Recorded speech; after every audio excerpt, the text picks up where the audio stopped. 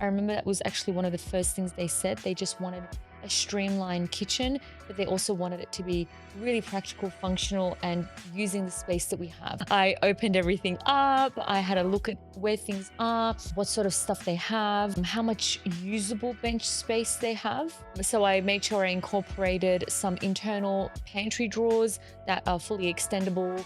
They have a really great capacity load as well, which is fantastic. And on the breakfast bar side is mostly where clients prep. So I put a double pull-out bin right under there. If I have an area that I can reach from behind the breakfast bar, I actually include a little hidden cabinet.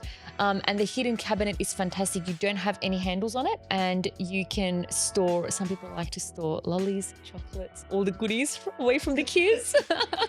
But what that does is it stops a corner cupboard inside the main kitchen area. So you'll notice that I was able to put drawers and usable storage on either side of the cupboards inside the kitchen. And then you'll also notice that on the wall cupboards, I decided not to include any handles. I feel like it gives the kitchen a bit more of a clean look. And again, I can, give my clients all my ideas and do the best I can, but it's their feedback that's most important to me. Well, my client, she's an artist. She loves paintings. So that was very important to her to not have a sterile kitchen. Even the laundry that we designed for them, they were over the moon for that as well. Now she's got a work of art in her kitchen and a laundry.